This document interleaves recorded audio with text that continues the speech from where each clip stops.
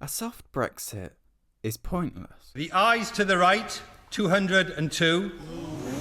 The noes to the left, 432. When Theresa May's deal was rejected, she said it gave sense to what Parliament doesn't want, but not to what it does want. It is clear that the House does not support this deal, but tonight's vote tells us nothing about what it does support. It's difficult to predict what will happen, given there are so many different viewpoints on Brexit. But what we can do is look back on the events of the past week and analyse what they mean. Now that May's deal has been voted down, the Grieve Amendment means she has to return to Parliament within 3 days with a plan of what to do next. That means, on Monday, she will have a speech in Parliament laying out her plans. There was also another amendment to limit the Treasury's powers in the event of a no-deal scenario. So it's unlikely no deal will be on the table given that the majority of Parliament are against it. I have now tabled a motion of no confidence in this government. And I'm pleased that motion will be debated tomorrow, so this House can give its verdict on the sheer incompetence of this government and pass that motion of no confidence in the government. Now, when Jeremy Corbyn called a vote of no confidence, he inadvertently did a number of things. The first is that he put himself in the firing line as Labour Party leader, because naturally, the Conservatives were going to put in a good orator like Michael Gove to attack Corbyn and defend May. While we are standing up for national security, what about the right honourable gentleman, the member for Islington North? He wants to leave NATO. He wants to get rid of our nuclear deterrent. And recently in a speech he said, why do countries boast about the size of their armies? That is quite wrong. Why don't we emulate Costa Rica that has no army at all? No allies, no deterrent, no army. No way can this country ever allow that man to be our Prime Minister and in charge of our national security. But he also gave possibility to a general election. However, there are those who speculate that because he is against a second referendum and because he knew he would lose the vote of no confidence, he held it deliberately to push back the prospect of a general election and therefore push back the prospect of having to defend a second referendum in the Labour manifesto. And lo and behold, even though Labour lost the no confidence vote, they still want to have a general election rather than the problems a second referendum could create, which in turn makes them look like they simply just want to win power. The problem for Labour is that they don't know whether to appeal to core Labour voters in the north who voted to leave, or to Labour members who want to remain. But it was inevitable and even invited by May for there to be a vote of no confidence following such a huge defeat. The ayes to the right, 306. The noes to the left, 325. So Theresa May won that vote of no confidence and continues as Prime Minister. But she only won due to the backing of the DUP, who the Conservatives are in coalition with. After the vote, she invited party leaders and MPs on all sides of the Brexit debate to number 10 to consider the next steps forward for Brexit. To that end, I've proposed a series of meetings between senior parliamentarians and representatives of the government over the coming days, and I would like to invite the leaders of parliamentary parties to meet with me individually, and I would like to start these meetings tonight. The SNP, who surprisingly used language about keeping the United Kingdom united, supported the opportunity, as well as the Lib Dems, Plaid, the DUP and the Greens, but Labour didn't want to meet Theresa May because they wanted her to rule out a no deal first. Before there can be any positive discussions about the way forward, the government The government must remove clearly, once and for all, the prospect of the catastrophe of a no-deal Brexit of the EU and all the chaos that would come as a result of that.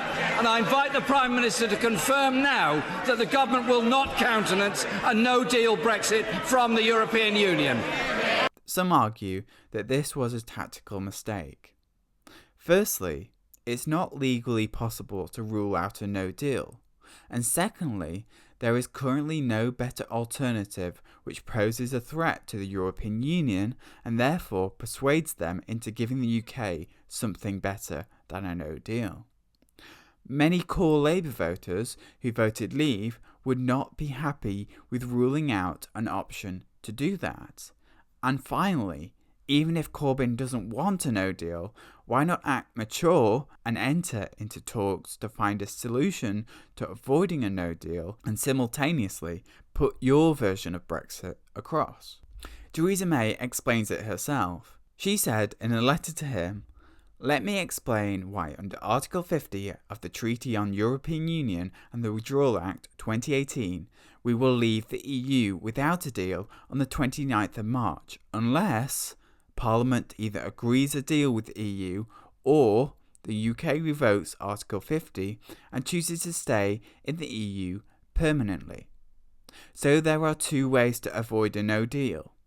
Either vote for a deal, in particular a withdrawal agreement that has been agreed with the EU, or to revoke Article 50 and overturn the referendum result. But there is growing sentiment against Brexit and in favour of either a softer form of Brexit or remaining completely, not to mention the job losses and border chaos speculated in the event of a no-deal scenario. That's why Labour are trying to position themselves towards a softer form of Brexit, which stays in the customs union, or failing that, they want to remain. But Theresa May's deal was already a soft form of Brexit, promising to keep the UK in a permanent customs union should a future trade relationship not be agreed. Not having a future trade relationship, by the way, is synonymous with no deal. So the Irish backstop ruled out a hard border in Northern Ireland in that event, thus ruling out at least one of the cons of a no deal and giving the UK greater control over the unity of Northern Ireland with the UK. The only slight problem for the UK was that it was an independent panel who would have agreed the UK's exit from such an arrangement, and therefore a soft or pointless Brexit was the default rather than the complete sovereignty that people argue would happen in the event of a real-life no deal where no plans were in place. So now MPs have made clear what they don't want. We must all work constructively together to set out what Parliament does want. That's why I'm inviting MPs from all parties to come together to find a way forward. One that both delivers on the referendum and can command the support of Parliament. So May has been speaking with other parties who all want a softer form of Brexit or a second referendum or to remain completely, which would therefore be a decision by the UK politicians rather than a default under the Irish backstop. Now May has the choice whether to agree with Parliament and risk alienating the hard Brexiteers in her own party, or reject Parliament and risk a future deal being voted down again. Chances are that we will slide towards a form of Brexit that keeps the UK in a customs union and single market. But there are red lines to Brexit that stop us remaining within the EU institutions, as interpreted from the EU referendum in 2016. And we don't have to choose between trade and democracy. Countries across the world trade with Europe without giving away permanent control. A vote to stay is dangerous. It means handing over more and more power and money to unelected elites and bureaucrats every year. We will be trapped in a system where we are outvoted by the countries which have the euro as their currency. We will not be able to control our borders and have a say in who has the right to live and work here. I am an immigrant. I believe in Britain. And I wouldn't dream of talking down this country. That's why I'm saying to you on June the 23rd, vote Leave and take control. Some say a form of Brexit without control to laws, money and borders is not Brexit. It's likely that the different aspects everybody's talking about, such as a second referendum, a customs union and the single market, will be voted on in Parliament, and if a majority is reached in Parliament, such as a Norway-style Brexit, the EU will grant an extension to Article 50 to try and renegotiate it.